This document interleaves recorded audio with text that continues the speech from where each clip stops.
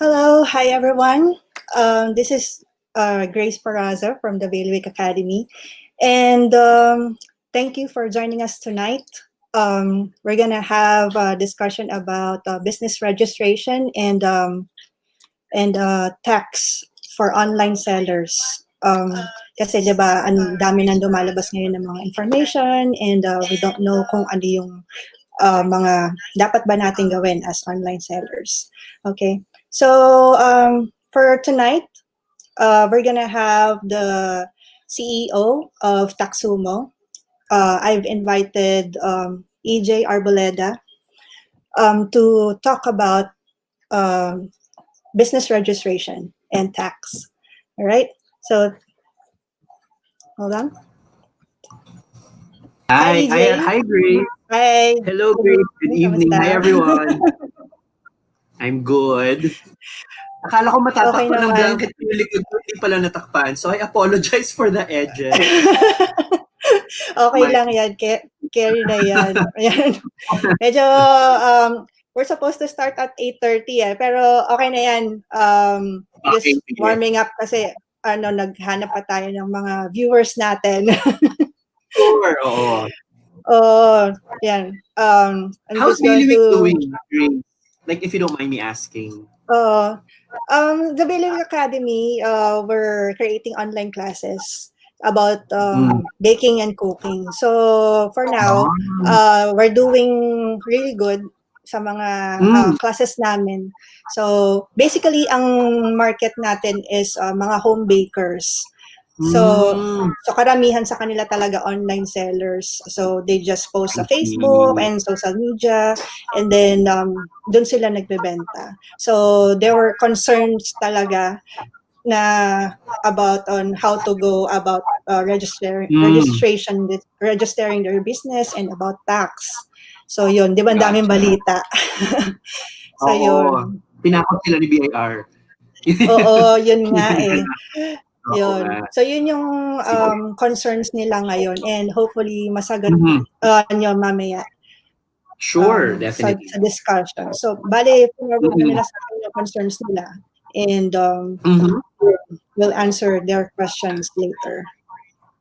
Sige. Sure. Yan. Share ko lang dito sa group namin. So by the way, guys, we're broadcasting live sa Facebook page natin, and also in our YouTube channel.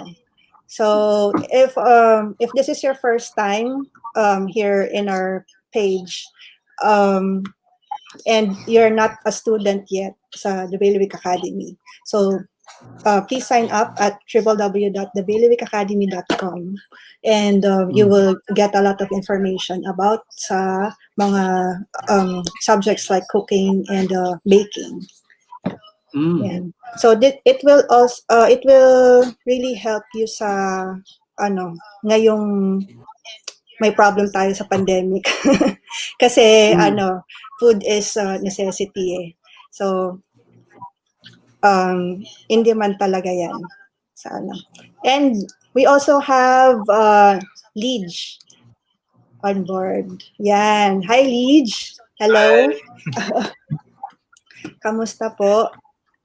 I'm just fine. I'm fine. How are you guys? Yan. Nag-rent pa ng hotel para lang dito sa webinar. Yes. Talaga. Para maganda yung background. Ayun. Thank you. Lidge pala is a growth manager of Taxumo. So both of them will be helping us tonight to answer your questions about business registration and tax. Yan. Okay. So maybe we can start na for EJ. Ikaw ba yung magsa-start? Yeah, sige, ako na. Okay. Hindi ba too early? Okay lang, we'll start early na lang. Ayun nga, no? 24 pa lang pala. Ayun, yung mga tao, wala pa. Oo nga.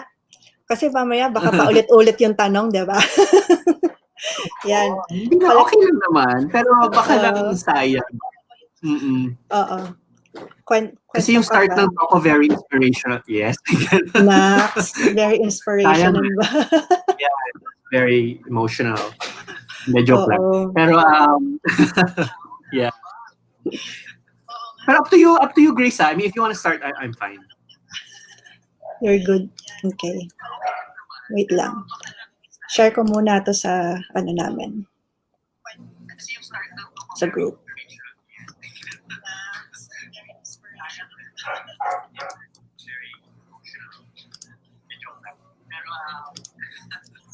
So by the way, we have a special treat for Bailiwick, for Bailiwick users. Ayun. That we'll share at the very end. So, di ba, Grace? Diba? Surprise. Oo. Surprise yan. Ayun. Thank you so much for guesting tonight sa namin, sa episode ng aming webinar. Sure. Thank you for having us. Yeah. No problem. Kasi madami na mong problema dito sa group namin eh. Pero itong i-discuss natin ngayon is for a Philippine market lang, diba? Yes.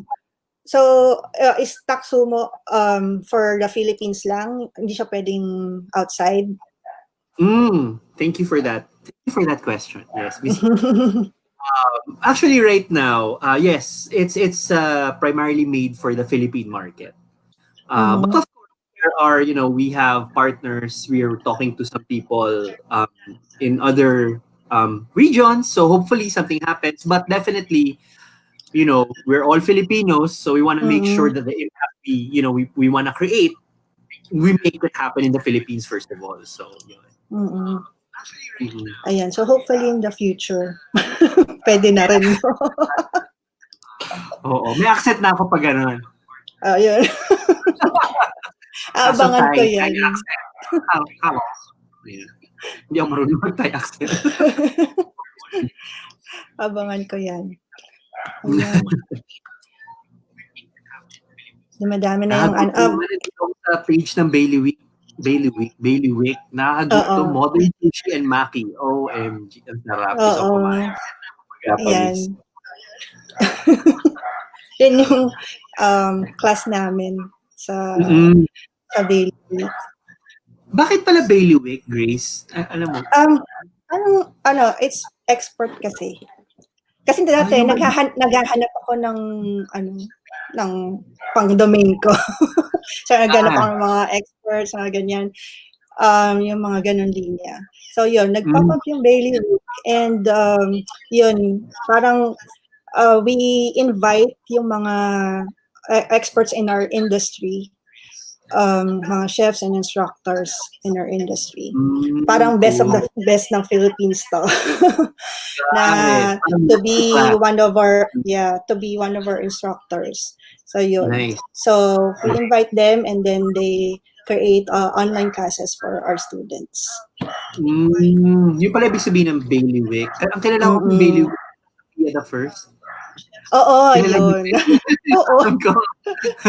Siyempre yung mga merong anak, kilala yun, diba? Nila yun.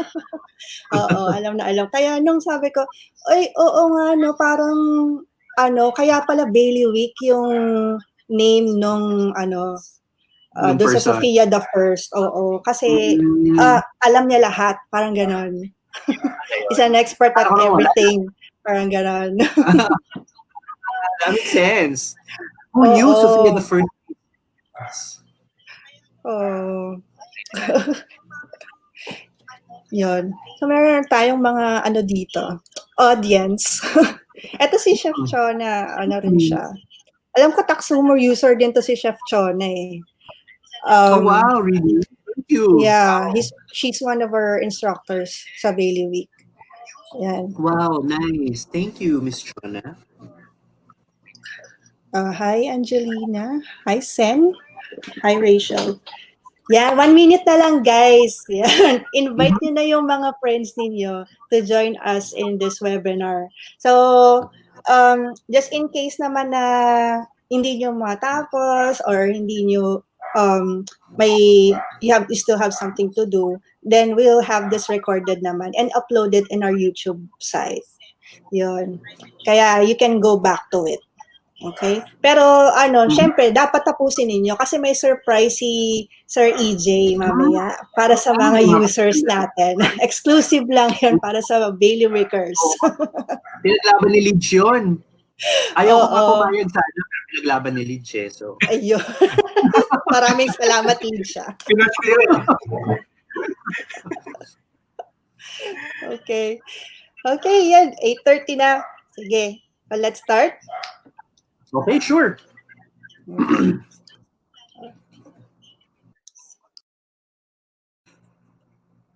Okay, so hi everyone. Good evening. So I'll be talking about business registration 101.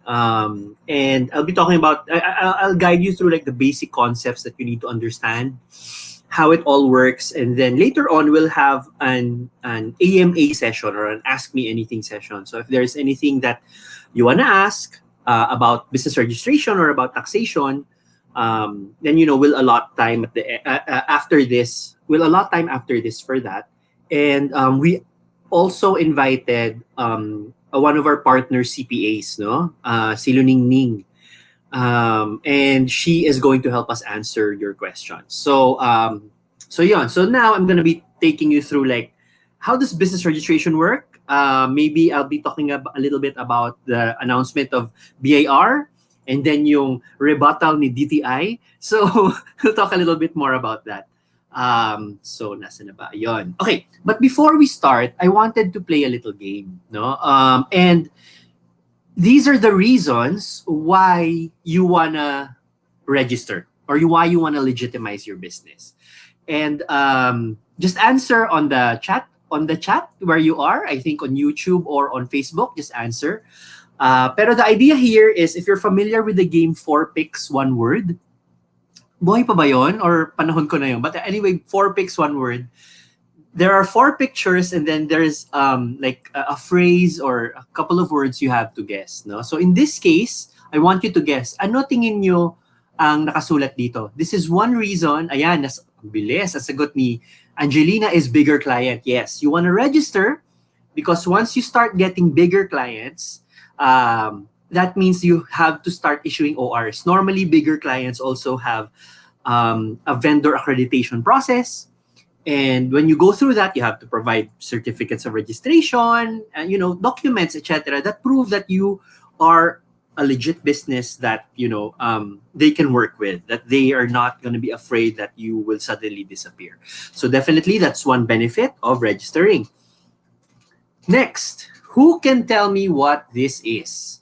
Yan. So may picture ng mga bangko, may picture ng bahay, may picture ni Sian Lim, at may pirma.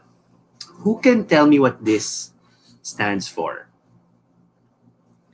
Ayun pala tawag, Bailiwickers. So Bailiwickers, who can tell me?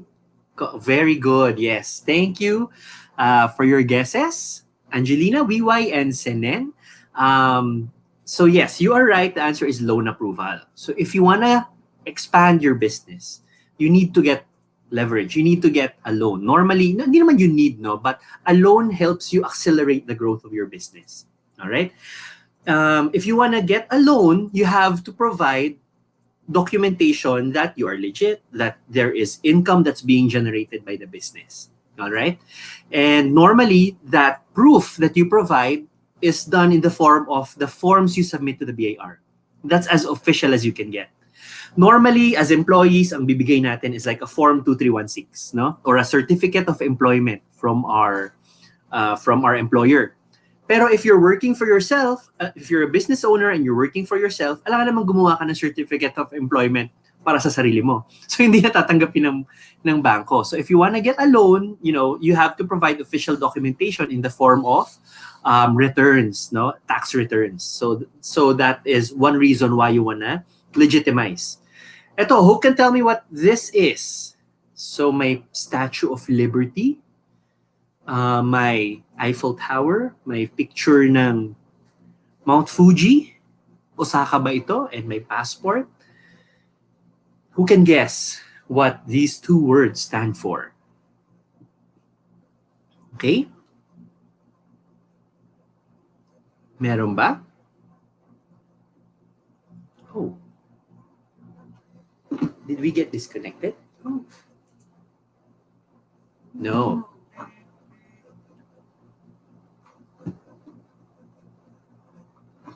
There we go. Yes, the answer. Sorry, I was checking if naputol kami. But yes, the answer is visa required, no? So definitely, again, dahil third world country tayo, pag gusto natin kumuha ng visa para bisitahin ang magagandang bansa ng mga first world countries, they will always require a proof of income. Why? Because they want to make sure na hindi ka pupunta doon at magti-TNT. Nakakaasar, di ba? Pero, you know, the proof of income, or like for example, the proof of income you can provide if you're a business owner is your ITR, essentially. Okay? It's proof that this is how much I'm earning, and I don't need to live in your country because I'm earning in my country. No? So that's basically what you're trying to say if you have a proof of income. And that is, you're right, the answer is visa required. And lastly, who can guess what this is? This is not something you want. This is something you'd wanna avoid.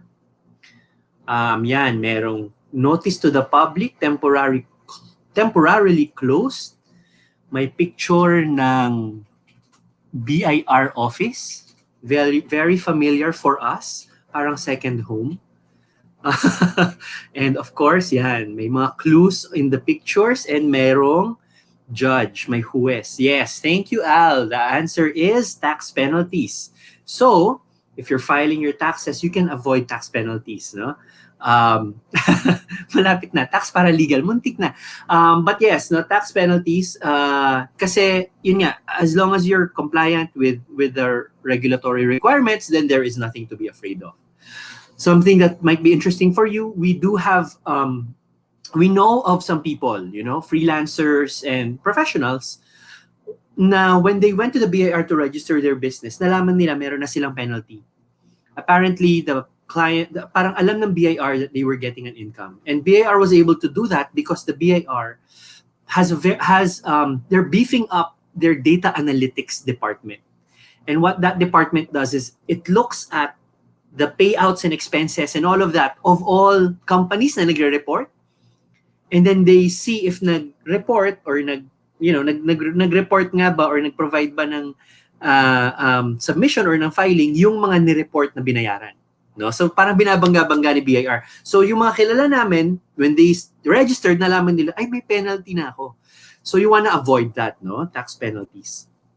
Yan. So these are the reasons: tax compliance, official receipts for bigger clients, you want an ITR for your bank loans, for your visa applications. And of course, if you don't have no tax holes, no penalties, no? So we want to do our duty, we want to leverage your registration, and we want to comply with taxes. Ang hashtag natin for today is don't be a tax hole, no? So yun yung ating hashtag for today. But I guess before that, no, and this is something that we haven't really prepared any slides for. Let me talk a little bit about the BIR and the DTI thing that happened. So the BIR recently came out with a circular saying na online sellers are supposed to register, and that if they register before July 31, any tax dues in the past that they had to pay, they can pay without penalties. Okay, so let's break that down, no? First of all, yung sinabi ni BIR na online sellers must register, that's not new. Everyone who engages in any sort of business or any source of income na hindi employment needs to register that source of income. They need to register their business. So hindi bago yun.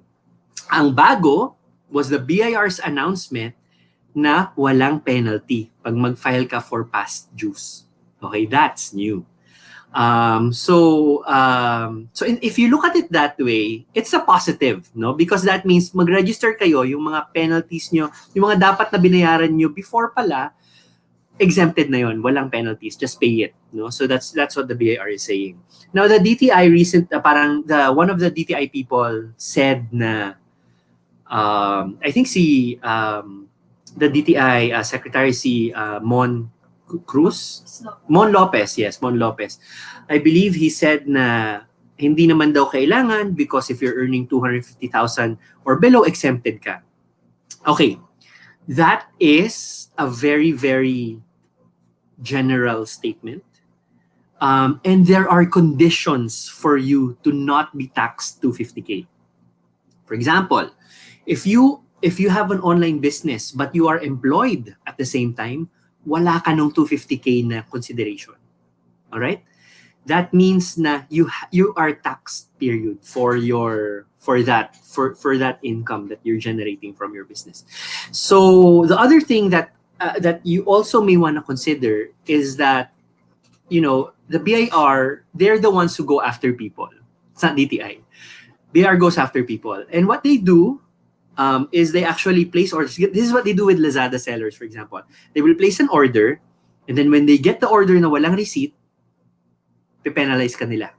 Okay? That's one thing they do. They also do that with doctors. They will sit in the doctor's office, get a checkup, and then magbabayad sila. If walang OR, penalty agad. So that's one way of doing it. No?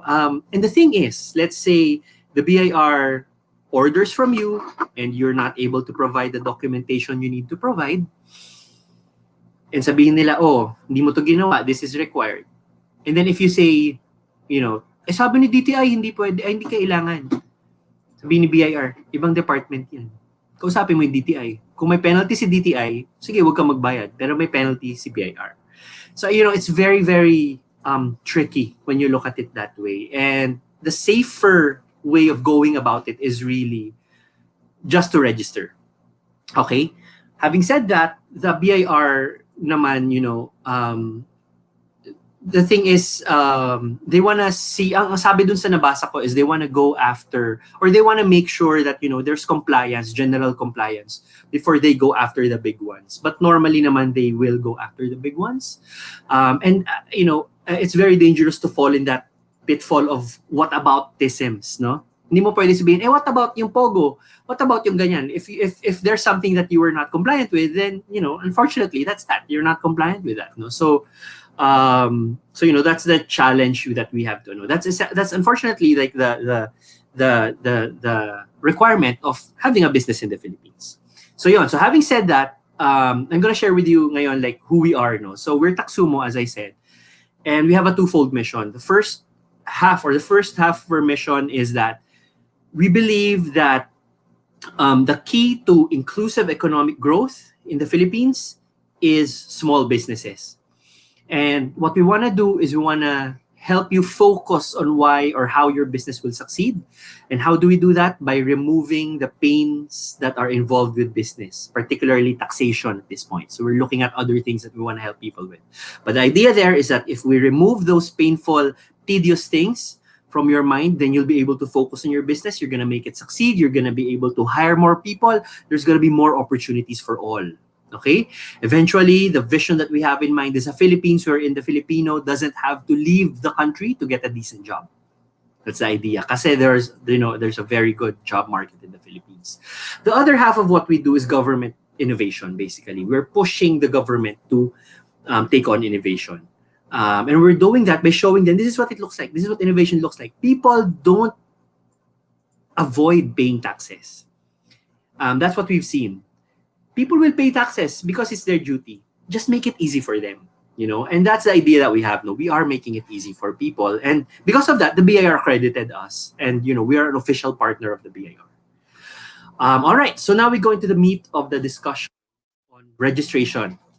Okay, so the first question you have to ask yourself is: do you want to register as a professional, as a sole prop?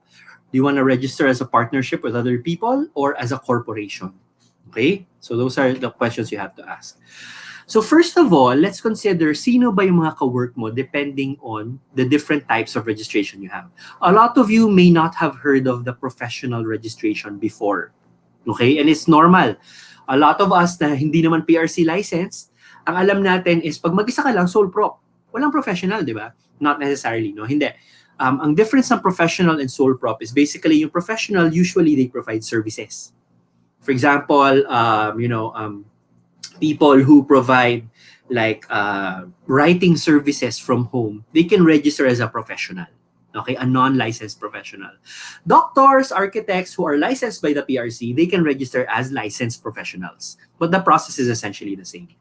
So as a professional, what you do is you get what's called an occupational tax receipt if you're a non-licensed professional, or if you're a licensed professional, a professional tax receipt.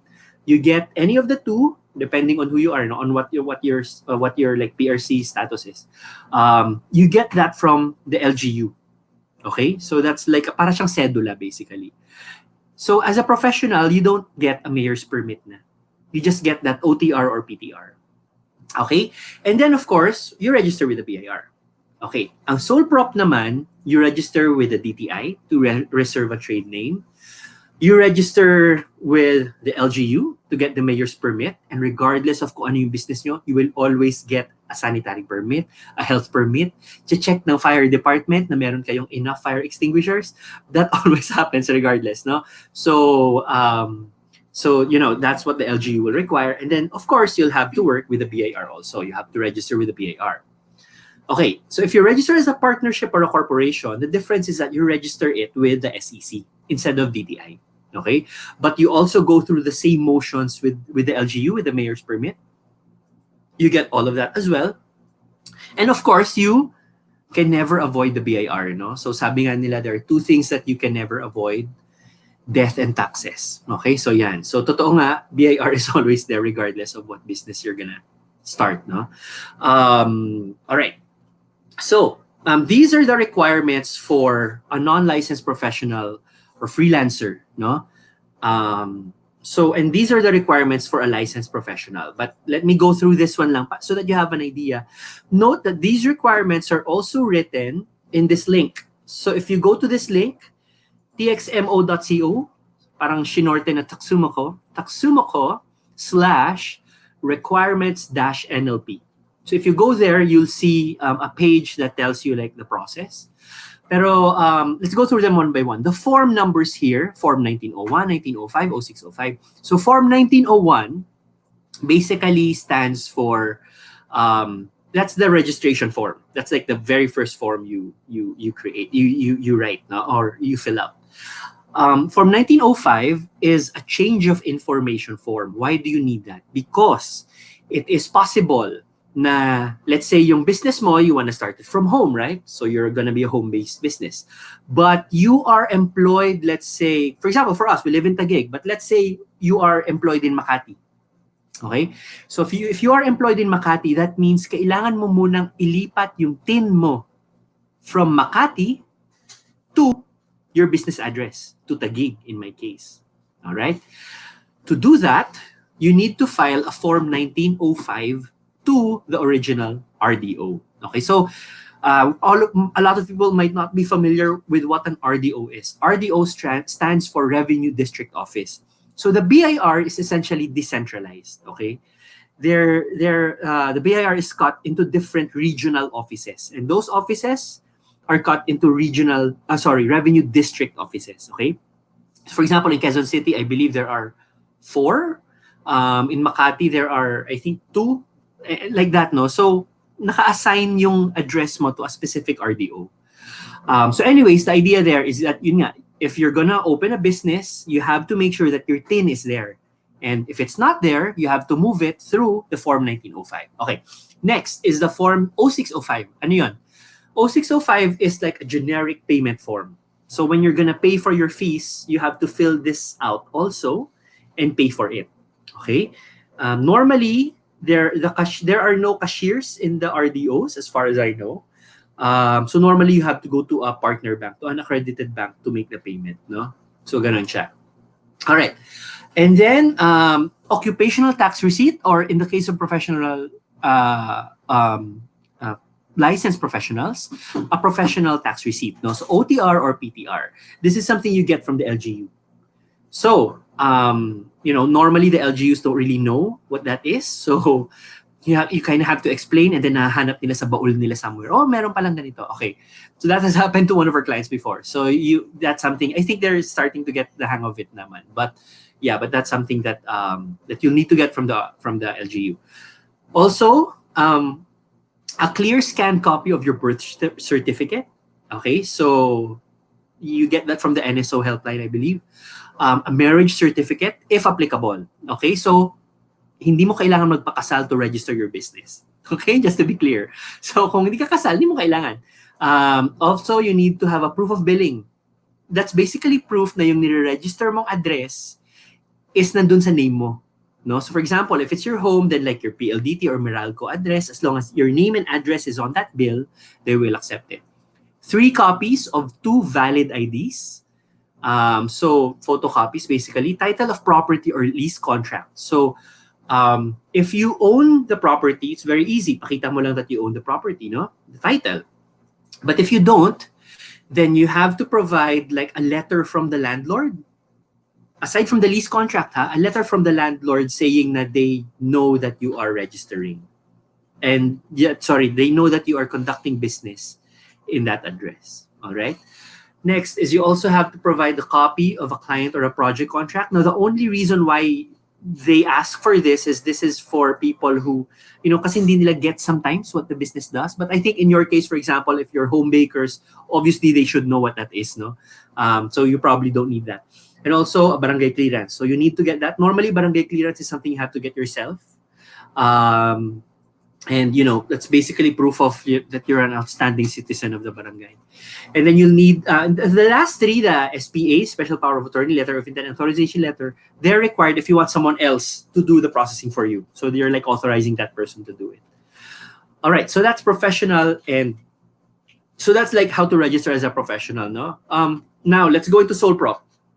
Likely, if you're selling goods from your home, likely this is the registration that you'll need to have, sole prop registration. All right? Wala namang nagkakaiba. The only difference actually is the DTI certificate.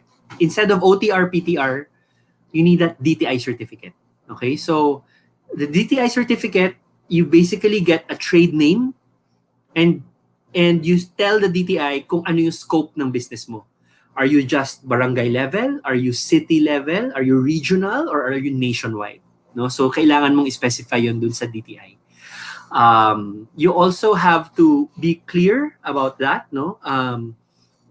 Kasi that's something that the BIR checks. Normally, if online seller ka, the BIR always checks if you're nationwide. So, may ganun siya, no? So, yun. So, for example, you can deliver to, let's say, Cavite, no, your goods. Then, therefore, hindi ka na pwedeng regional, if that makes sense. Kailangan national ka na. Basically, of online ka, the safest one to get is a national scope. Okay? All right. Okay, now, when you register your business, you have to consider 2 things. The level of liability and like how many regulatory requirements do you want to work on, no?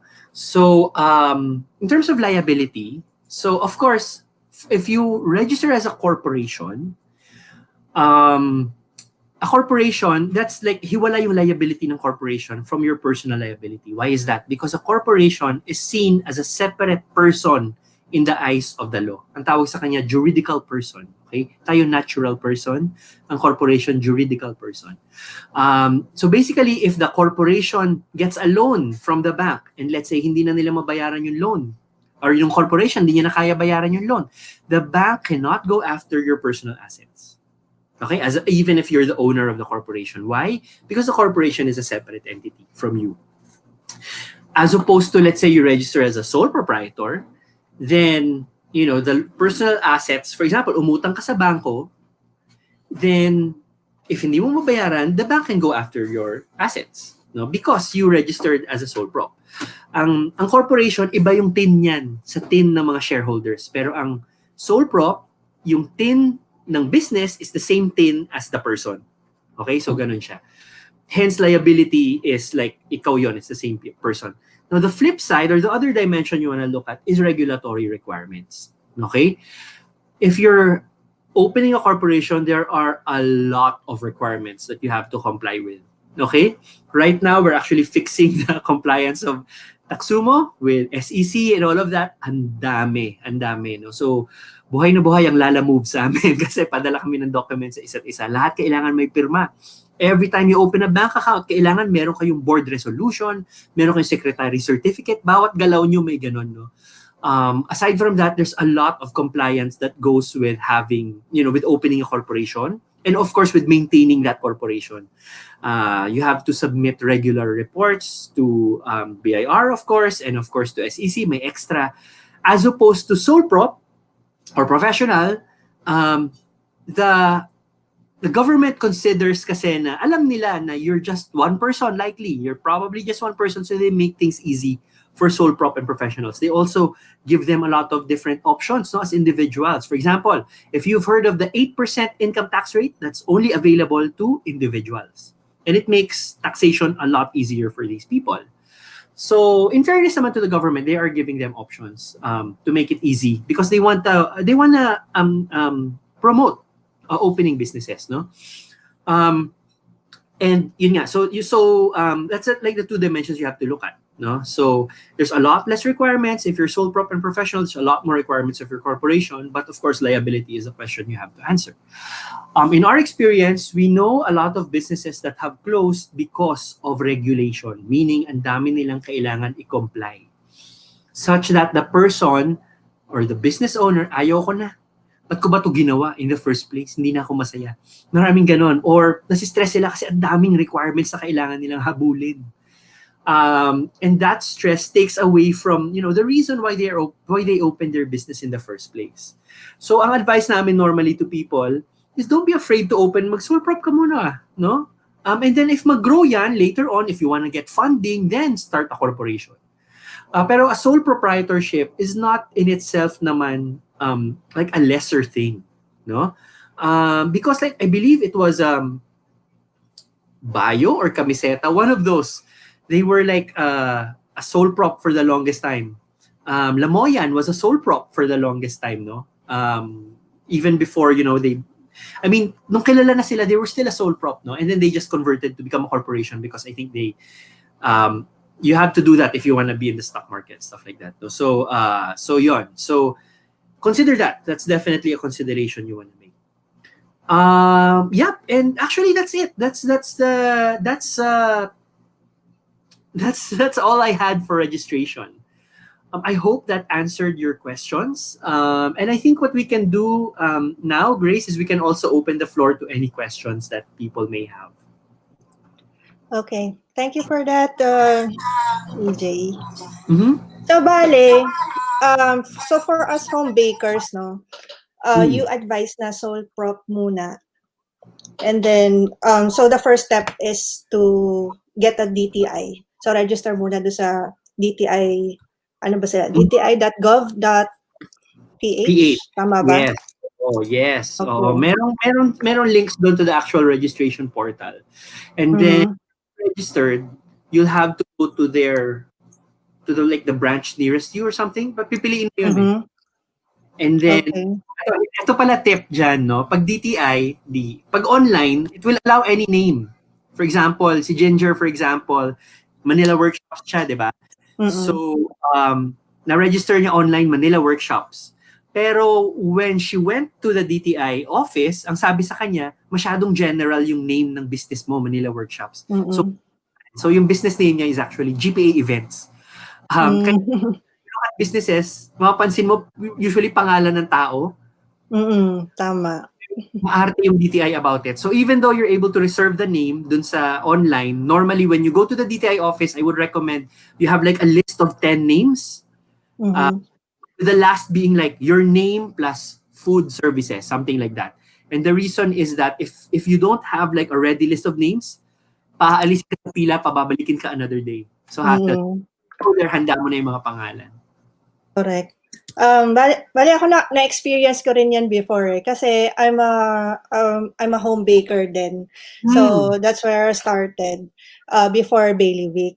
So ako mismo nag-register din ako directly sa DTI. Dati wala pa silang online noon. So I have to go to their office talaga. So na-experience ko yung pabalik-balik. So yun nga. So sabi mo nga, be prepared with the names that you want for your company. So register as a sole proprietorship. And then, so you mentioned kanina na advisable na national yung i-ano nila. Tama ba? Just for simplicity's sake. Mm.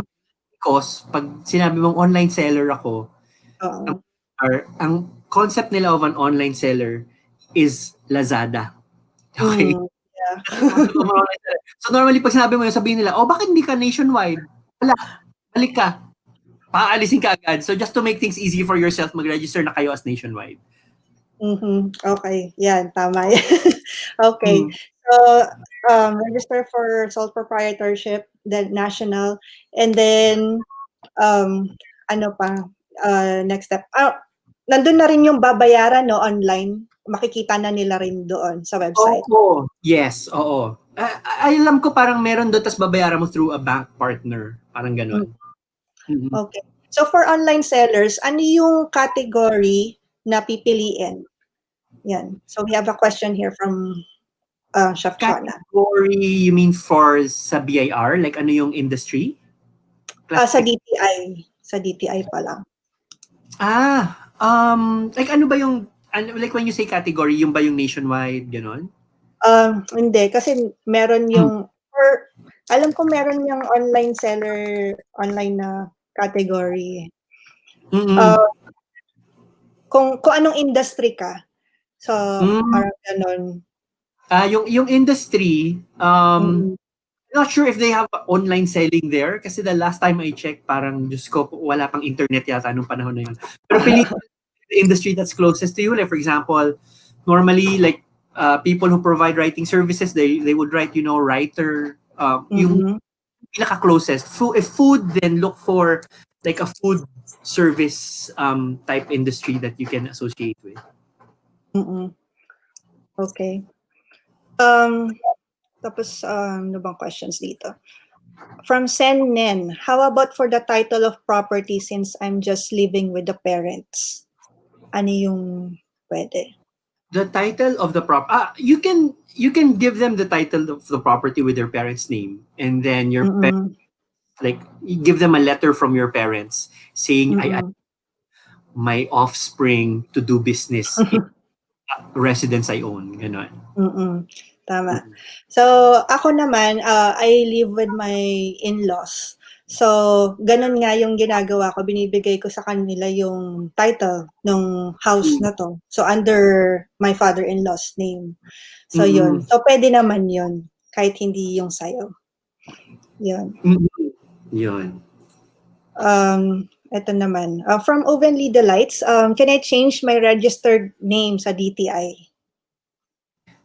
I think you can. If not change it, you can actually get more trade names.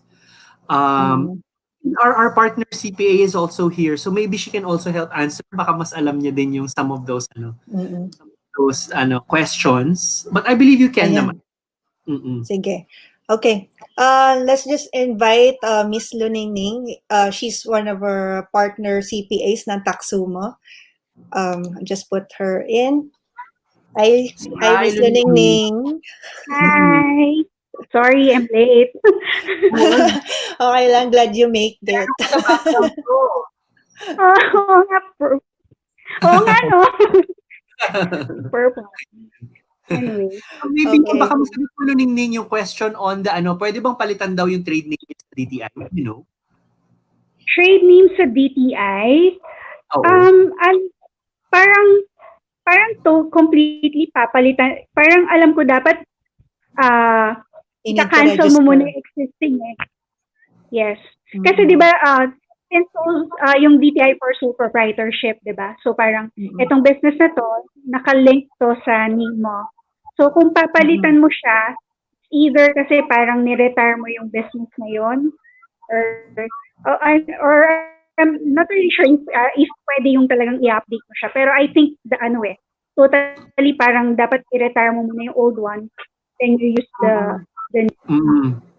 Lalo na kung same business. Yeah, kung same yung industry or type of business, no? Pero kunyari, freelancer ka and then meron kang kiosk on the side, pwede kang kumuha ng bago, di ba? Yes. So, bale, you have to register a new name para doon. So, kung if you're registered na sa... Kasi, sorry, Sige pa. sorry, cut ko lang. Tsaka kasi I think magkakaroon din siya ng implication dun sa ibang business registration mo eh. Like your mayor's permit and your BIR registration. Kasi di ba kinakapture niya rin yung business name doon. Yes. Kailangan mo baguhin lahat. Hassle. Oo. Yes. So lalo na Panindigan kung mo na meron lang. kang lalo na kung meron ka ng mayor's permit and everything, kailangan i-retire mo lahat 'yon before registering a new one. Yeah. Yes. Okay. So, question from Rachel. I think one of the top concerns of home bakers, new online sellers, is the cost of registering and the time it takes to finish all the requirements. So, can you give us an idea of the cost or time required? I think in terms of cost, and maybe you can add to this na lang, Luningning. In terms of cost, the cheapest that I've seen in terms of like yung payouts mo to the government is like around almost 10K, mga around 8 to 10K, mga ganun. That includes na yung mga BIR registration, yung mga DTI, lahat, all of that. Yun. In terms of time it takes, the fastest I've seen is 2 weeks. And the longest I've seen is 3 months. So, depende, I think, on like timing. Kunyari, normally, pag start of the year, marami silang hinahandle, mga ganon. So, parang kartihan din siya. It ranges from that, no? So, Ms. Lunini, in this new circular ng BIR, hanggang DTI lang ba and then BIR yung dapat silang mag-register, wala nang mayor's permit o kailangan pa talaga? Actually, based kasi on the new announcement or new memo and the new checklist din, walang mayor's permit. But I think, actually galing ako kanina BIR in Cavite.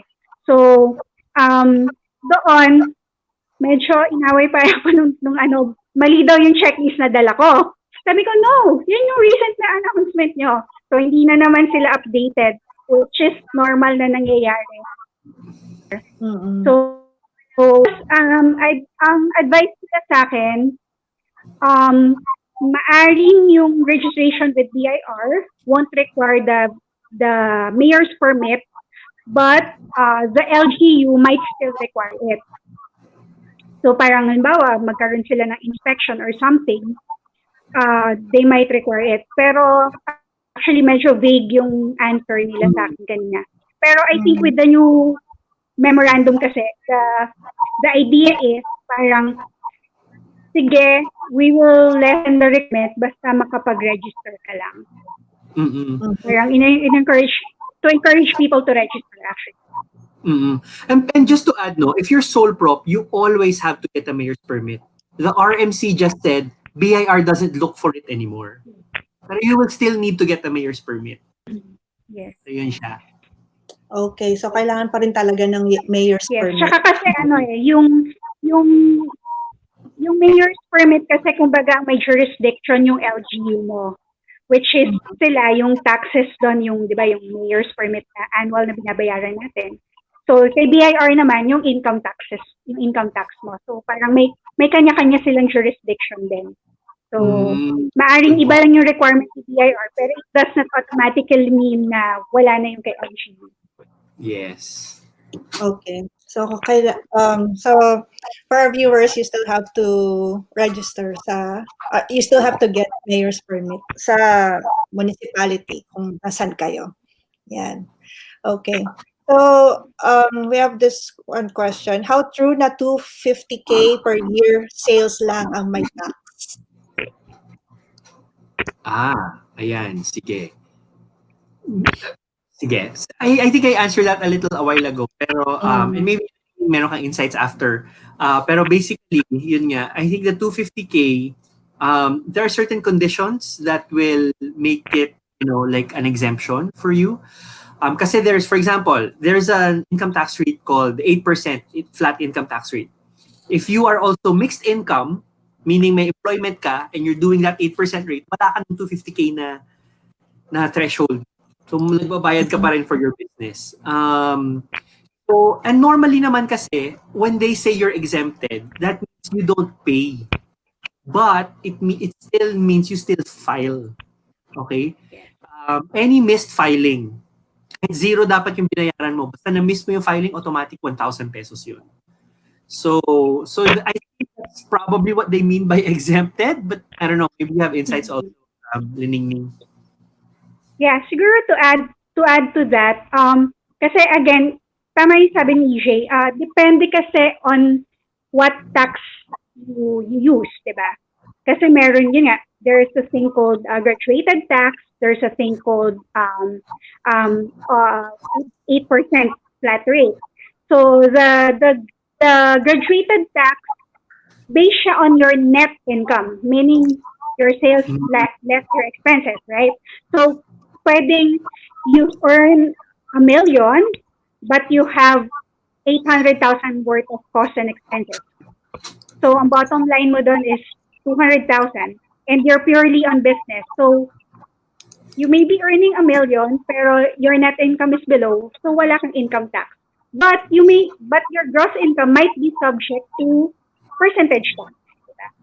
Oh, right. So business tax, that's one. So when you use naman the 8%, you don't have the business tax, diba? Exempt ka sa percentage tax. But yun nga, yung 250,000, provided na purely business ka, madideduct mo si 250,000. So if you're below 250,000, maybe walang income. Pero if you exceed the 250,000, you might be taxed with excess. And going back to sinabi ulit ni EJ, pero if you're employed, wala na si 250,000 kasi ginamit na siya dun sa graduated sa employment mo. Kasi yung compensation income is always subject to the graduated tax. So again, it depends on what tax is applicable to you or what you apply for. So it's okay. Okay. So those are the scenarios. So for our students kasi, ginagawa nila tong part-time. So they have this work, as in sa company talaga. They have work, tapos on weekends, tsaka sila nagbebenta. So yun yung on the side nila. So kailangan ba nilang register kapag ganon? Ayan, good question. Yeah, good question. According to the law, Yes. no? Yes, unfortunately, yes. Kailangan i-register lagi. Especially since this is on Facebook. We love it. So yes, it is required. Basta may business ka, any other source of income, you always have to declare that and register that. Okay. So parang sabi nga ni Feliza dito, wala talagang bracket. So dapat anyone with a business dapat mag-register. Tama. Yeah. Oo, kaya nga parang feeling ko ng gulo lang yung yung bagong announcement. Parang feeling ko lalo. Kasi like learning yung knows di ba? For people who know it works, parang hindi naman study yun. Ganun yung impression ng mga tao. So parang actually, yung sabi ni EJ kanina, hindi na siya kung tutusin new.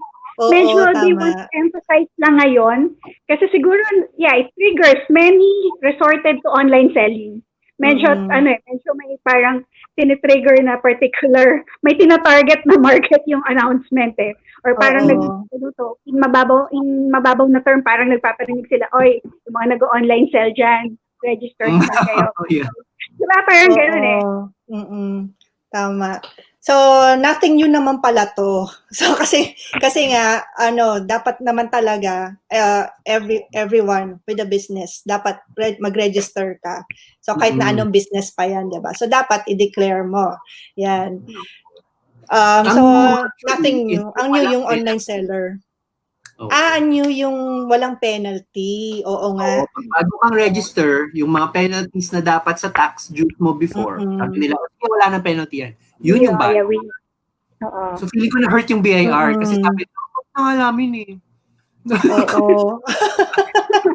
Yun nga Kasi parang yung point kasi ng mga online sellers ngayon is parang yun na nga lang yung way nila to cope up with this pandemic problem. Tapos nun, tataksan pa. Diba? So parang kawawa naman. So yun. Pero there are many advantages naman, 'di ba? Na kapag registered ka sa BIR and if you have your mayor's permit, 'di ba? So, ano yung mga advantages na yun? Para hindi naman sila masyadong ma-dishearten na parang nakakaloka naman na parang feeling kasi nila ang laki ng babayaran nila. So, can you give us some insights kung paano yun? Ayan, sige. I'll start, Ningning. In terms of like the benefits, so yung napag-usapan ng 4 picks 1 word, so like those are some benefits. Aside from that, yung mga ayuda ng gobyerno, yung mga small business wage subsidy, mga ganyan, they will give it to people who are registered, mainly because those are the people they have data on. They won't know na nagbi-business ka, and they won't know that they're supposed to help you because you're not registered. So there are programs like that, no?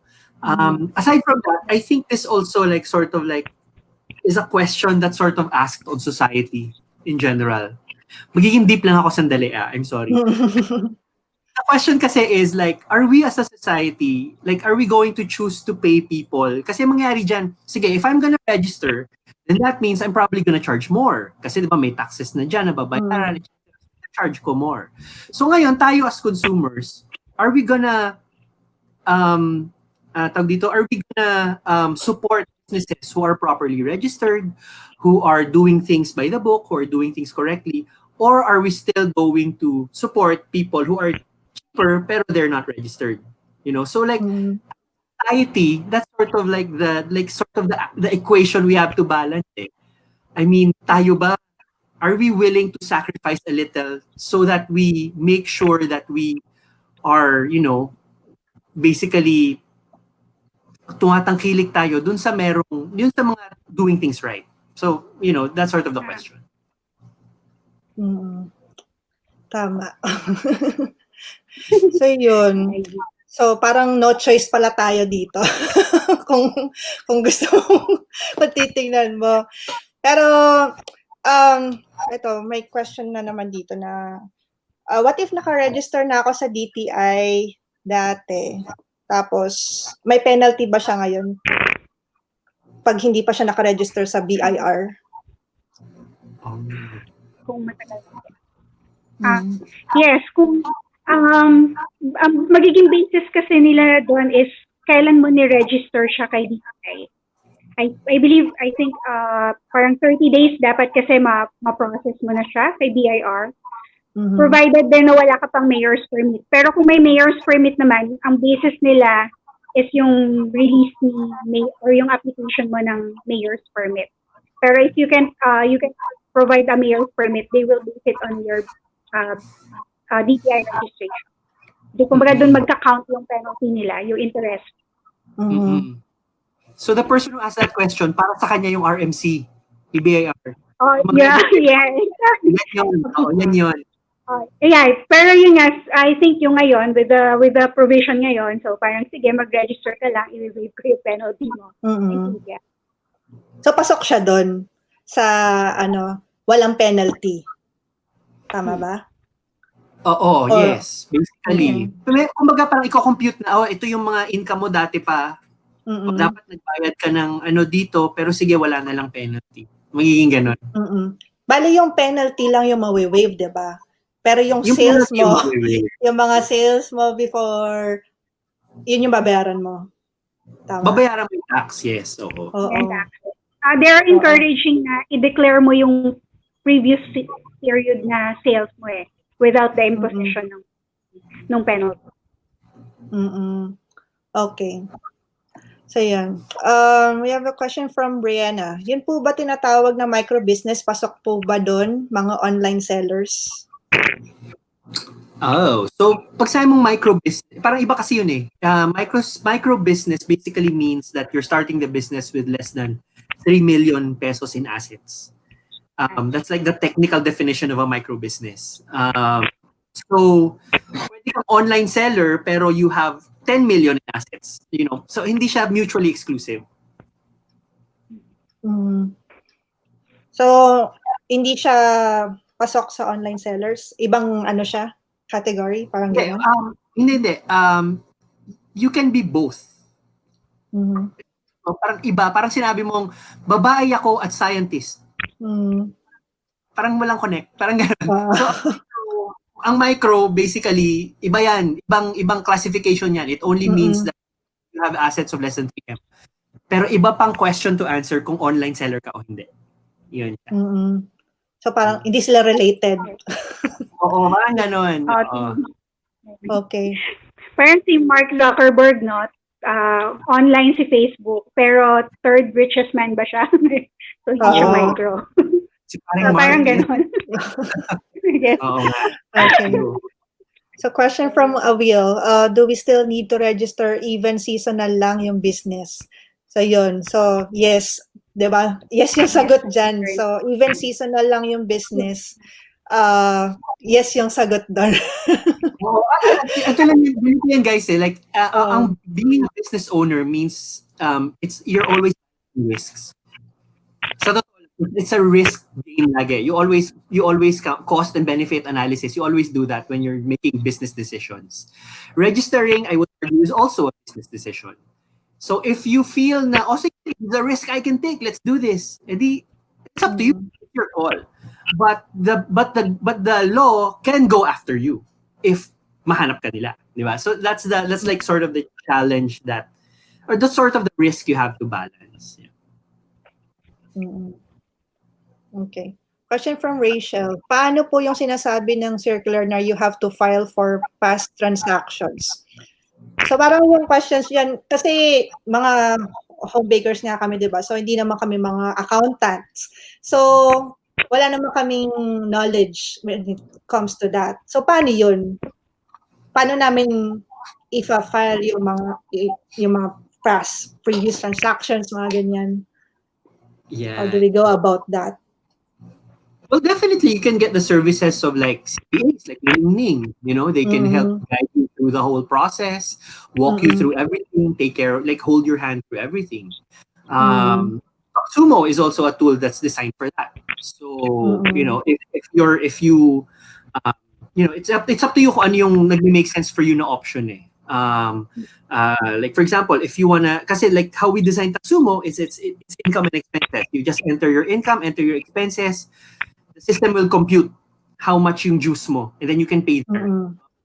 We also, ginawa na namin optional yung penalties. So kung alam nyo na hindi dapat kayo ma-penalize, i-take off nyo, tanggalin nyo para walang penalty. Ganon. So you can do so that's how Taxumo works. But yun nga. But if you want someone to like hold your hand throughout the process, then like an expert like Luning Ning can definitely help you. Okay. We have a service actually in Taxumo called Taxumo Consult. So if you have any questions, you can actually book time with our partner CPAs, one of them being yan. Ayun. So yun yung maganda sa Taxumo. Kasi I've tried it before, and yun nga, you just have to enter your sales and your expenses. Tapos yun na, babayaran na. Sila ng everything will be done online na, 'di ba? So if you still have a problem typing in your sales and expenses and you want to have a consult, then you can contact Taxumo. You can just go to taxumo.com. Yan. Question from Janet. Ask lang po, ma'am, need po ba kumuha ng BIR kahit barangay permit lang po ang DTI? What's this? Ayun.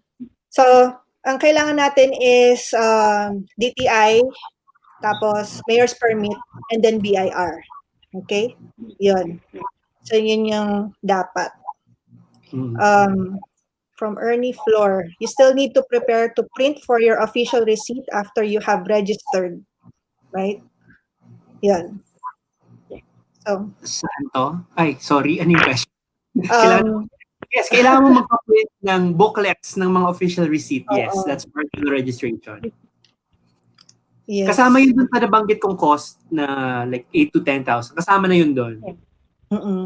Yun. Kasi sa registration, so kailangan ng DTI, tapos after ng DTI, mayor's permit, and then BIR, tapos after mo mag-register sa BIR, kailangan mo magpa-print ng receipts, diba? Actually, Yan. part siya nung BIR registration process. Kasi like now, parang kailangan most RDOs at least na na-encounter ko, sabay nilang ni-release yung certificate of registration and yung authority to print. So parang pag hindi mo naayos yung sa parang nakaselect ka ng print nung preferred mong printer and you have the layout of the OR, hindi rin nila minsan ni-release yung POR. I mean, it varies depending on RDO, pero many RDOs implement that. Kasi sa stamp nila yung parang first page. Di ba may gano'n Lining? Sa stamp nila yung first page. Sila eh. Yes. Oo. Then they have to prepare yung tawag doon, yung books. Book of accounts, yung mga ganon, diba? Register kayo sa BIR, bumili na kayo ng books sa National. Kasi true. Sa National. Oo. Yun, kasi Sabi kailangan kanina yung... narinig ko sa 300 pesos yung china-charge nila dun sa Cavite. Binili ko lang yung ledger and journal ng 29 pesos each eh. So grabe talaga. Sabi ko, nagulat talaga. Siyempre, bagana yung calculator sa utak ko. Parang sabi ko talaga, negosyo. Promise. Even the ORs, even the ORs, I suggest you look for a printer on your own. Kasi yung mga parang ka-tie up nila inside the RDO, they usually charge, ang laki ng charge. Ang average na charge nila doon is around 120 to 150 per booklet and minimum of 10 booklets. So that's 1.2 to 1.5. Yung pinagpapagawan ko dito sa in-endorse, hindi naman. May pinagpapagawan kasi ako, like yung official receipt, yung standard lang na official receipt. I get it for 65 or 70 pesos per booklet. So wala pang 1,000 yung 10 booklet. Malaki. Tapos makita ko yung nandun kanina, yung nandun sa Cavite, parang yung partner nila. Hindi naman yung kinukuhanan ko. Pero dito rin sa San Pedro, ang dami sa San Pedro eh. Even yung nasa Taguig, San Pedro rin yung nila doon. So, pero I suggest, kung makakahanap kayo, kasi meron naman kay BIR dun sa website nila, yung list ng printer.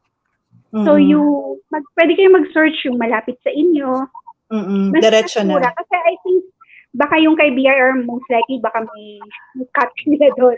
Kasi parang naglalaro talaga sa ganung range eh. Yung range na. So, ang pera. Diba? So, tapos yun nga, yung ledgers, bumili na lang tayo sa National. Yan, tama. 300 pesos for book. Sponsored to by National, Grace. Next time. Dapat, no?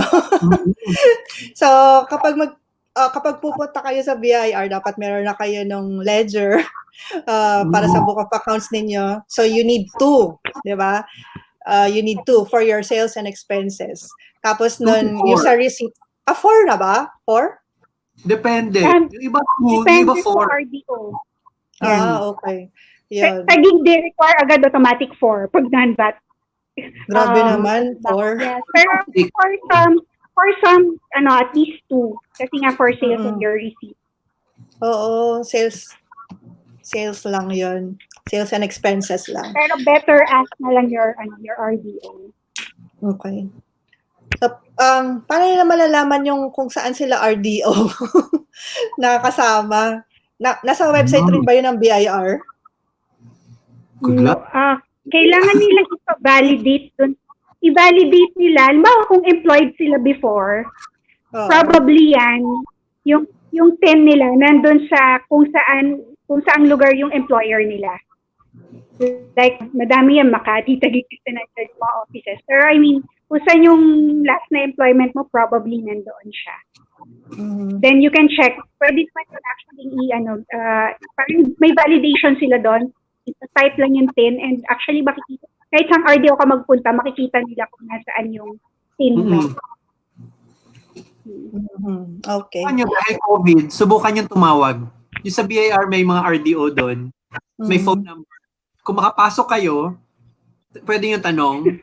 Minsan sinasagot nila kung Minsan. Yes, minsan kasi halimbawa 'di ba nagpa-transfer tapos minsan pina-follow up ko kasi minsan halimbawa yung client Like yung ibang endorsement sa akin. Tapos nagpa-transfer pa daw. So parang, di ba, bago mo ma-register, kailangan mag-effect muna dun sa ano. So minsan tinatawagan ko, ay, ano na po ba? Okay na ba yung transfer dyan? Tapos bigay mo lang yung PIN. Machi-check naman nila eh. Kasi parang nandun sabi. Okay na, life hack. Nice one, Luningning. Tama. Oo. Kasi itong BIR, hindi pa sila centralized no? Dapat kasi makikita na nila lahat ng info natin Pero since hindi pa sila centralized, they base on RDO. So kung kunwari yung nandun ka sa kabilang RDO, tapos lumipat ka ng bahay, ipapatransfer mo pa yun no? Tama ba? Actually ngayon, yung rule yung rule na nila is, lalo na for nagbe-business, ang RDO mo na dapat is on your residence. Kasi di ba before, if nag-work ka sa Makati, tapos later on lumipat ka ng job, you transferred in Taguig or in Muntinlupa, transfer ka na naman. So, parang siguro to minimize yung transfer, kasi dami talagang pumipila sa BIR for that stamping. Parang inano na nila, yung TIN mo should be registered in the RDO where you reside. Parang to minimize yung palipat-lipat na parang kahit magpalipat-lipat ka ng trabaho or magpalipat-lipat ng branch yung business mo, your TIN is mas possible kasi na mas permanent yung sa place of residence mo. So, ayun. I think they just implement that parang late last year. Tama. Okay. So, dapat so magta-transfer ka lang kung magta-transfer ka ng bahay. Tama ba? Doon ka na magta-transfer ng RDO. Yan. Yung questions. So kapag mag-register sila, kailangan din ng mga health and sanitation permits, fire permit, kahit na online seller ka lang. Tama? Totoo. Kaya may 4 fire extinguisher sa bahay. Hindi na register. Fire extinguisher talaga hinahanap ng nag-i-inspect talaga sila for the fire extinguisher. Oo. Ako naman, 2 yung fire extinguisher ko dito. Tsaka I think on your case, di ba, mostly sa inyo, you're into baking, into food handling. Mas lalong they require yung sanitary permit. Oo, tama. So yun nga, we're into food handling, safety, sanitation, mga ganyan. Para sa akin, dati, nagbe-bake nga ako. Sabi ko parang extra expense lang yan, yung mga fire extinguisher, tapos nag-a-ask pa ng smoke detector, tapos kung ano-ano pang in-inspect nila dun sa bahay namin, pati yung mga, yung mga pest control, yung mga ganon. So, sabi ko dati, extra expense naman yan. Pero nung nagawa ko naman lahat, parang okay rin siya, kasi we're handling food So, tapos yung mga fire extinguisher, needed rin siya talaga. So, if ever na magkaroon ng problem, syempre, naka-standby na yun sa kitchen mo, di ba? So, okay rin siya talaga. Tapos nun, they monitor din yung mga pest control. So, kahit nasa bahay lang tayo, dapat nagpapa-pest control din tayo. Yun. So, yun naman yung kagandahan nun. Hindi yung hahayaan lang natin yung kitchen na gano'n. So, dapat sanitize pa rin. So, I guess that's one benefit, no? If bibili ka sa online seller, alam ka ng register kasi chinek ng LGU na malinis ang kusina niya, no? Tama. Tama yan. Protection din yun.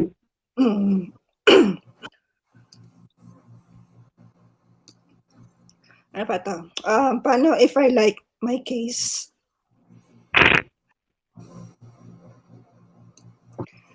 Read nga po dito sa kay Felisa. Meron na.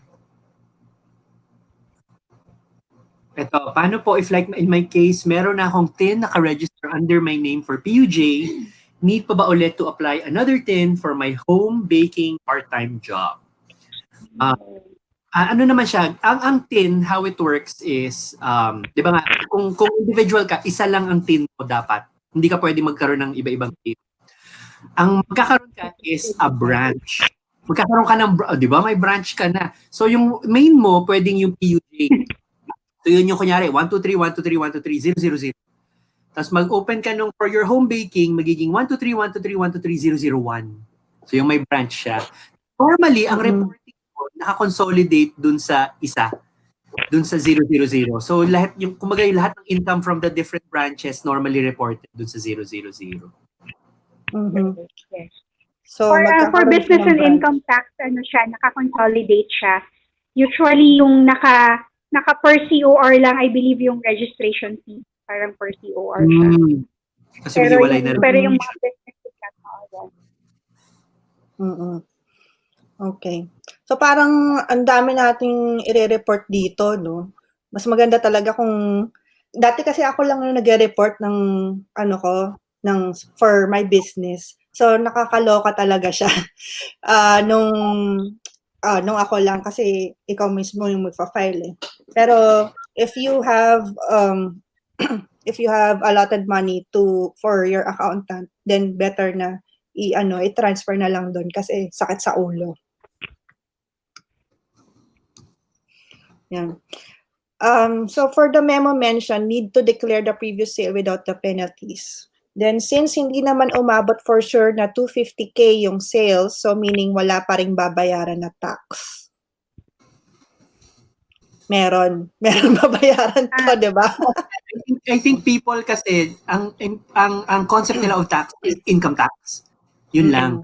As Luningning said, may iba-ibang taxes, may sales tax na nasa LGU. Tapos meron din, kasi kunyari, merong VAT and non-VAT, percentage tax, no? So, iba pa yun.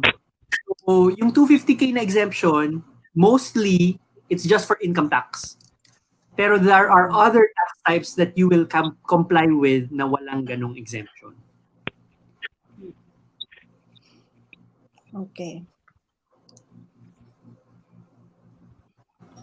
Question from Miss Ethel. Can we have contact details of Miss Luningning just in case we need her expertise?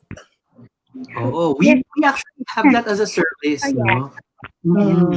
Actually, in Taxumo, naka-flash din yung mukha.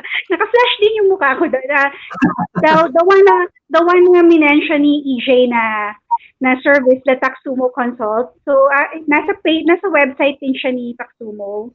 So, hindi lang naman ako, some other accountants din. Parang consultation siya, you book with us, then i-check ng customer service nila yung availability, then if mag-agree sa time, so magkakaroon ng parang call, one-on-one call, for a 45-minute call yon. So, whatever your concern with, hindi lang naman actually tax, even business registration related na questions, pwedeng i-consult. Okay. Yan. So if you want to contact Ms. Luningning and other CPAs, if you want to get a consult, just go to taxumo.com. So meron silang service doon that they offer for consult.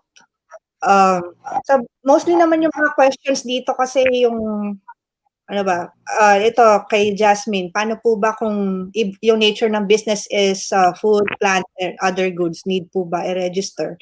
So yun. So yes, yung sagot yan. Lahat ng business dapat registered.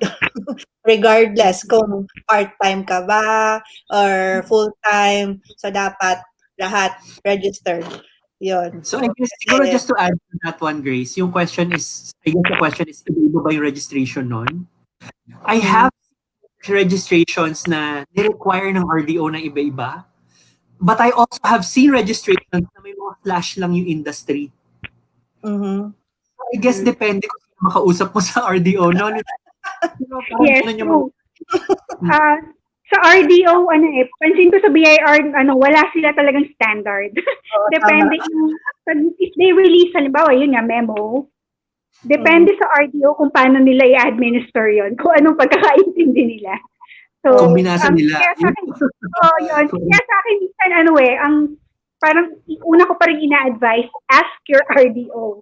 Kasi it's parang, number of books. Dito sa RDO na to, 2. So, isang RDO 4.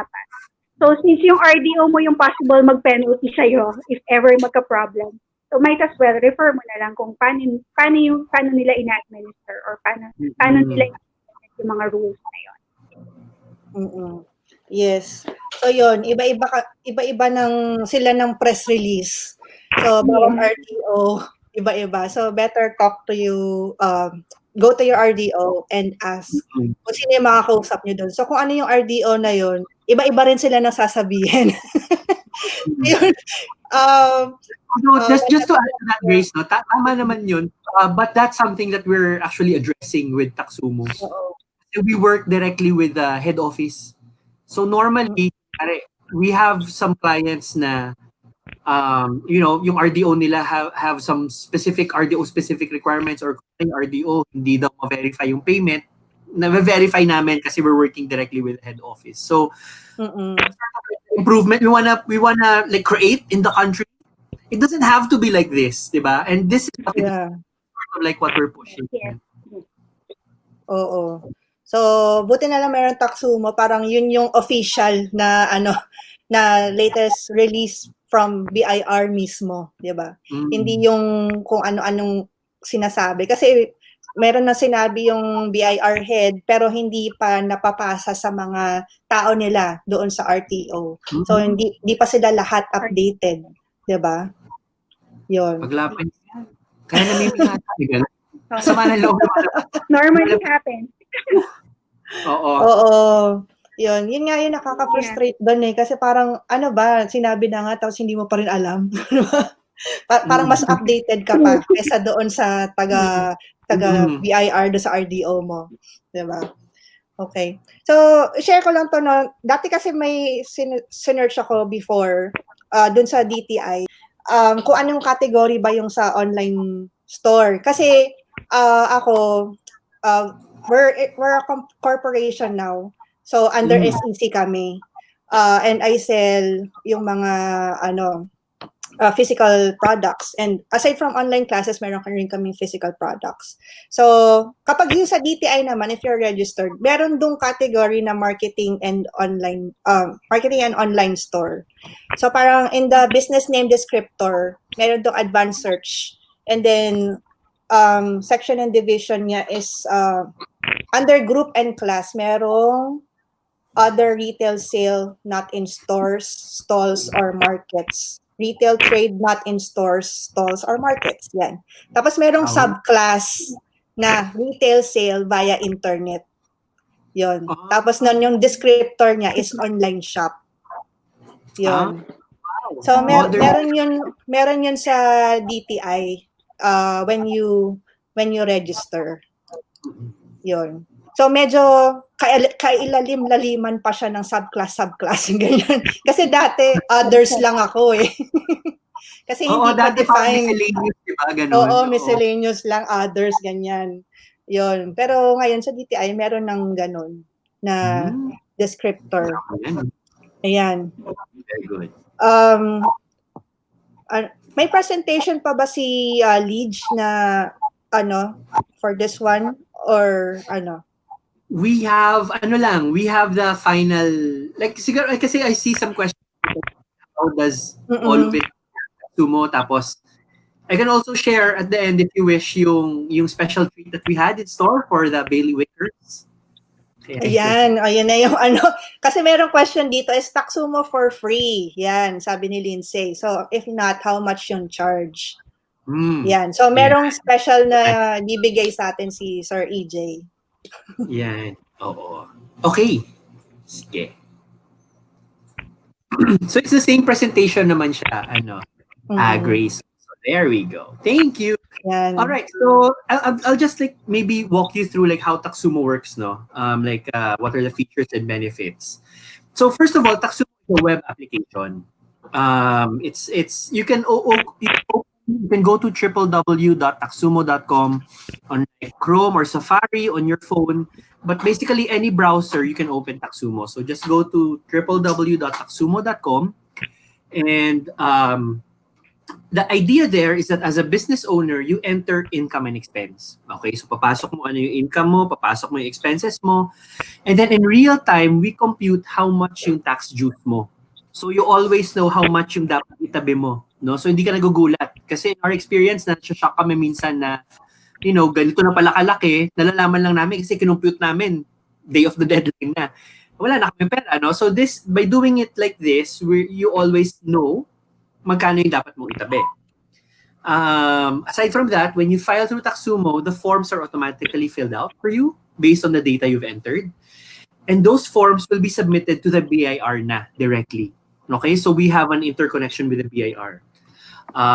Aside from that, you can also pay online through Taxumo. So whatever payment channel works for you, you can use that. You can use GrabPay if marami kang Grab credits. You can use credit card, debit cards by using our Paymaya channel. You can use PayPal as well. You can also pay via bank over the counter, online banking, or even non-bank. For example, Robinsons or SM. You can use all of those channels to pay for your taxes basically. And what happens is that kami na magre-remit ng payment na yon. So in Taxumo, we also have online and digital books of accounts. So there are people who, normally hindi mo alam how to fill out those books. So we can generate reports for you, and then you just copy those books, or you copy the data into those books. That's one way of doing it. Another way of doing it is you can register for ang tinatawag sa BIR loose leaf books of accounts. Okay, and what happens is that your Taxumo reports, those are going to be your official books. Okay, and then every year you just print those out. Kailangan mo i-hardbound because ewan ko bakit kailangan hardbound, pero kailangan mo ipa-hardbound tapos isasabit mo na lang every January. All right. Also in Taxumo, we use machine learning, and we can recommend ways for you to save on taxes based on like the data you've entered. So for example, we can tell you, alam mo masulit if 8% ka. Oy, masulit if try mong ilakad na 3 years ka na bang VAT pero hindi ka naman umabot ng 3 million, sige pababa mo na to try mong ilakad na po na VAT. So we have recommendations that will help you lower your tax dues.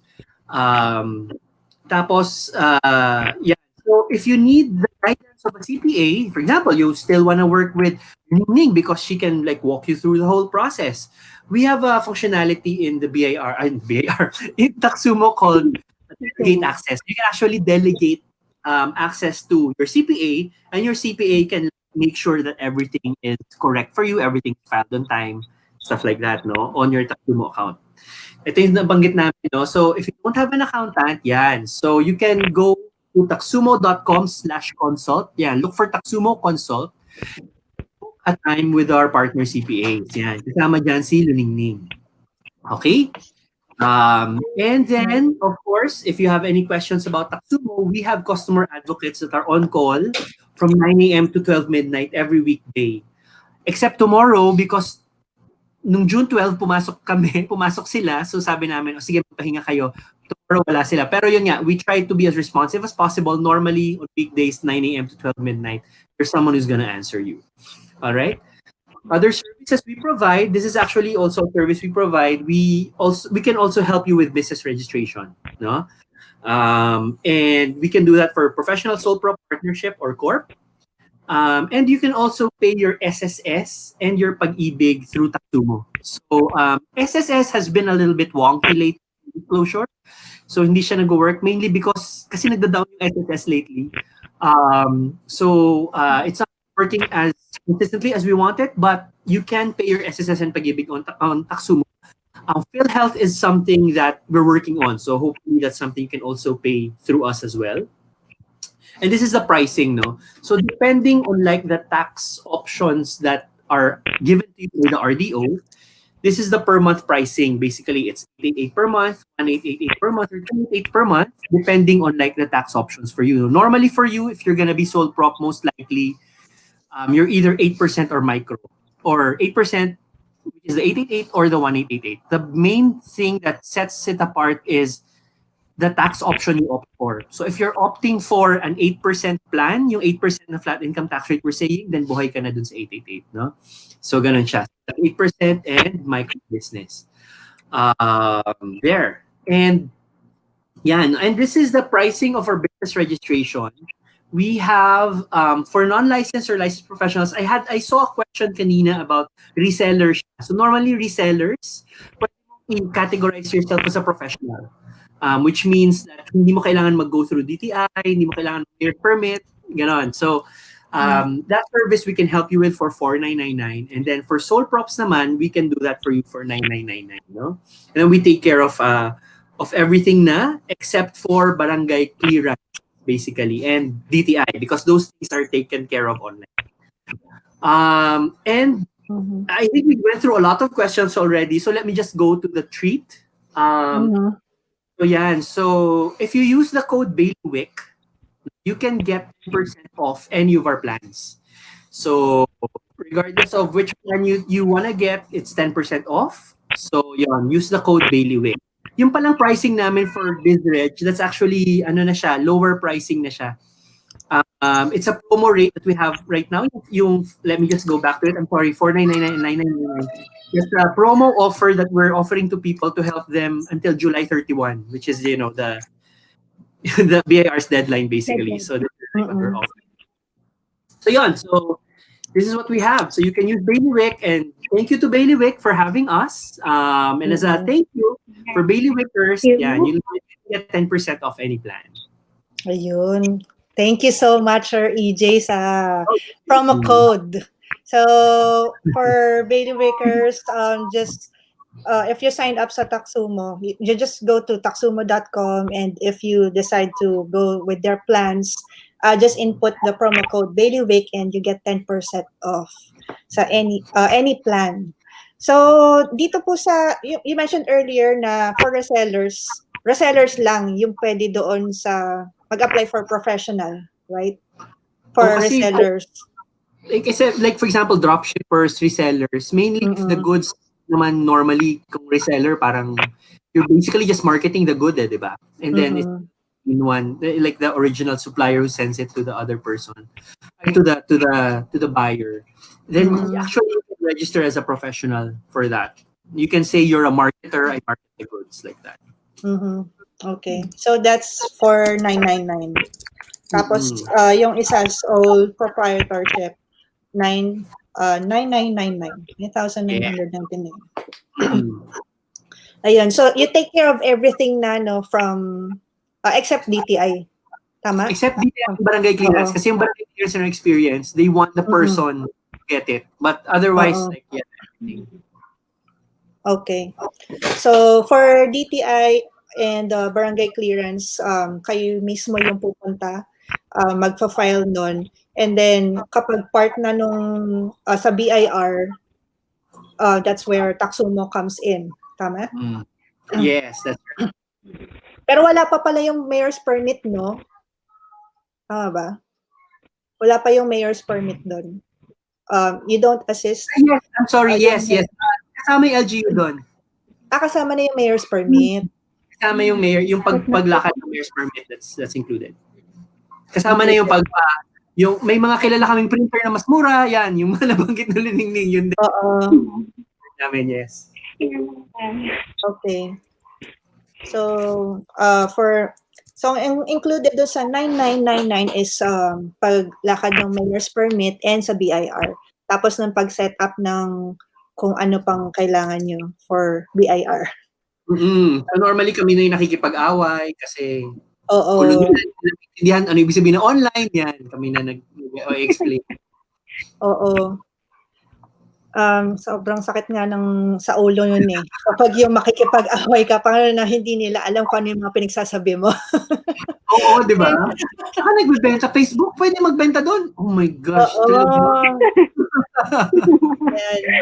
Na-experience ko rin yan. Mega explain ako dati kung saan ba ako nagbibenta. Oo, di ba?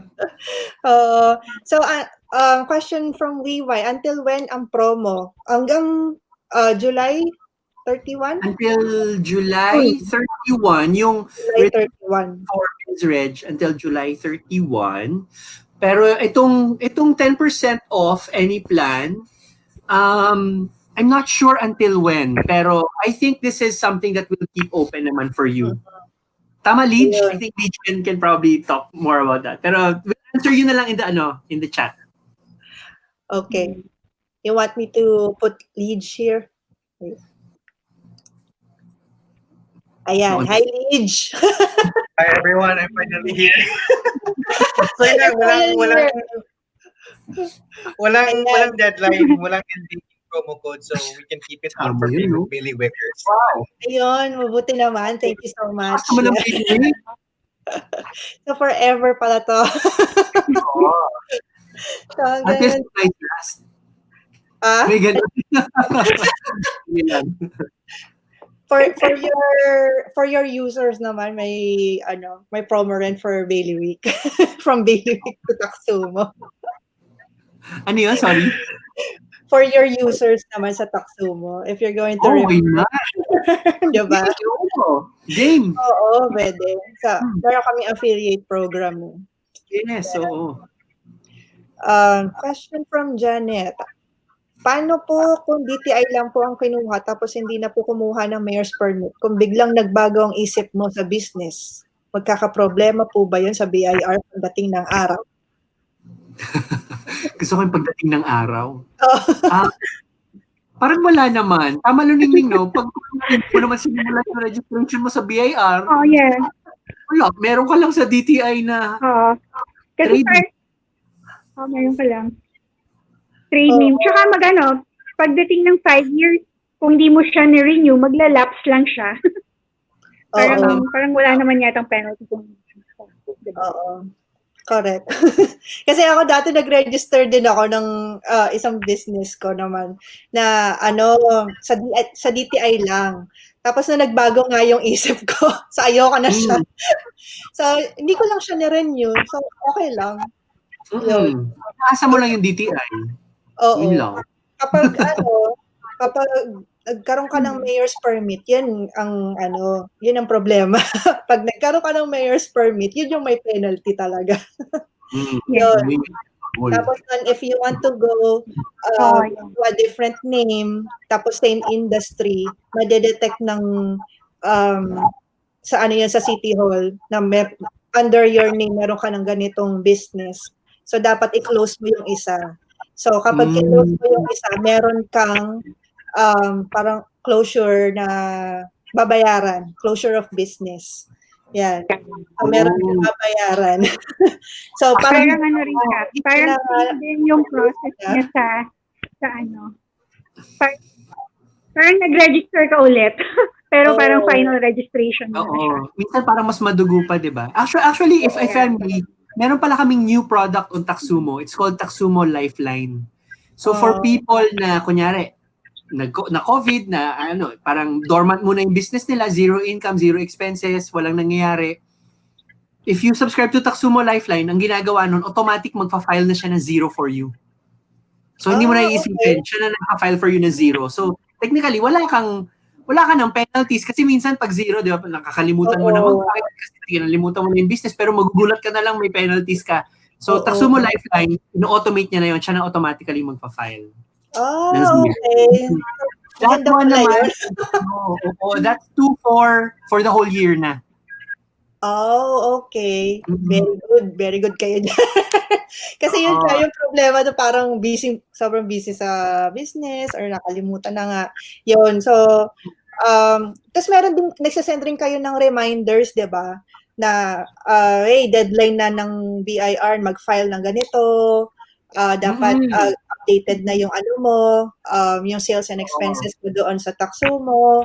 So, i-remind din kayo na malapit na yung deadline and you have to comply na. That's the time na mag-input ka na ng sales expenses. So, parang maglalaan ka talaga ng oras para doon. Yun. Okay. Sabi ni Rachel, answered prayer pala tong Taxumo. Been stressed out trying to figure out how to legalize my business before July 31. Yun. Sobrang thank you, Taxumo. Thank you, Bailiwick.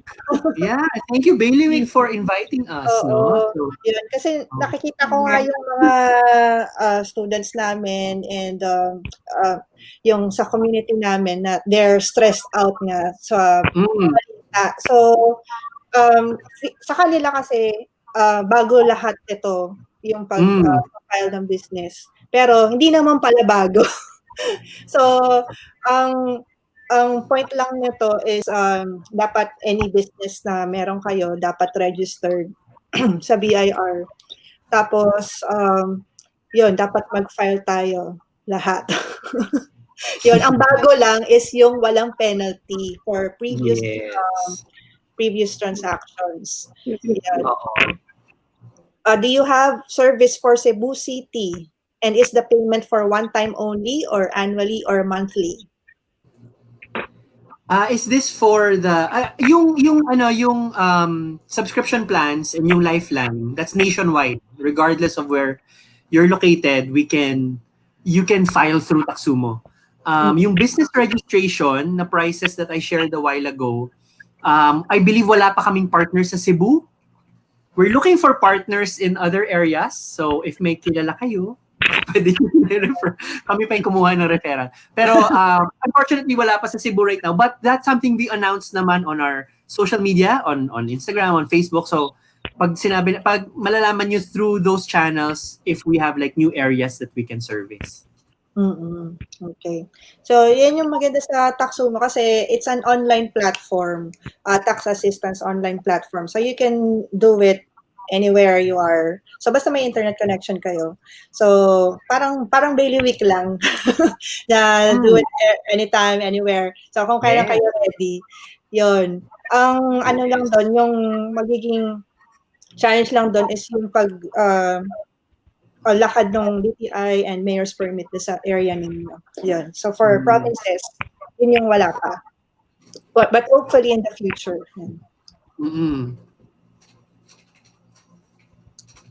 Okay, question from Hazel. Paano po kung may corporate business ako with my sister? Then 10 years back, nag-out na ako sa business. Magkaka-apekto ba yun kung mag-open ako ng sarili kong business? If you open the corporation, then it's a separate entity. Technically, wala naman siyang effect sa'yo. However, if it was open, like for example, if you open the sole proprietorship, tapos kinalimutan mo na siya, normally yon may penalties na yun na naiipon, no? Kasi naka-attach sa tin mo yon. The reason why a corporation would, kumbaga parang it's separate from you is mainly because it's separate tin. Corporation, as I said, is a separate person from you. Kaya, yon. So, as far as I know, you shouldn't be affected by that. Any insights on that, Nuningning? Parang ganun. Yes, I agree. Kasi yun nga, the corporation, separate yung identity niya eh. Sa owners niya or sa incorporators niya or whoever built or yung mga officers ng corporation. So wala siyang magiging effect if you have a separate business on a sole proprietor. Yes, so yun yung advantage ng putting up a corporation.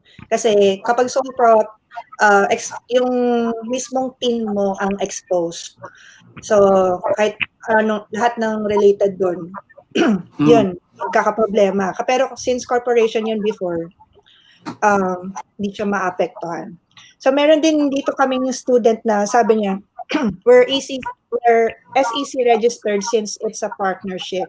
So we started processing our docs last year and wasn't able to finish because of the pandemic. So what's the consequence of not being able to finish documentation? So, yung applying sa SEC? Oo.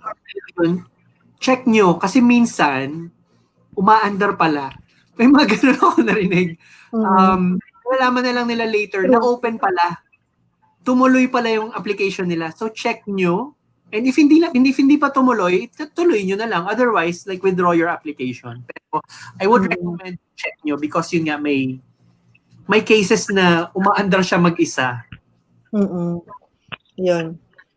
Kasi hindi natin alam na nila open na pala sila ulit, nalakad na, mga ganun. Diba?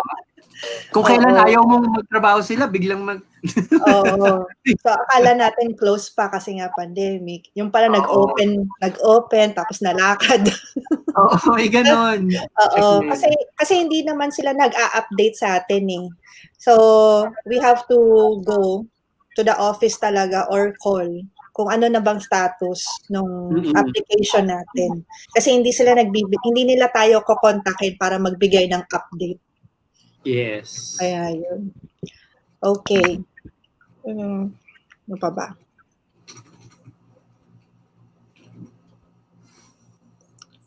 Okay. Wala na ba dito sa wala nang questions? Anyone? Before we close our webinar? Wala nang pahabol. Salamat po. Yan. Thank you so much, Sir EJ, Luningning, and Lige for joining us today in our webinar. So for those who are latecomers, this webinar is recorded naman. So you can watch it in Facebook, or I'm also going to upload it in our YouTube channel. So you can get back to it. And if you need any help, just go to regarding your business registration and tax problems. You just go to www.taxumo.com, and don't forget to input yung code natin for Bailiwickers, yung code Bailiwick to get the 10% off on their plans. Ayan. Hi, baby. Ayun. Thank you so much for those who joined us today. Okay. See you next time. Thank you. Thanks, Bye-bye. everyone. Thank you. Bye. Bye. Bye.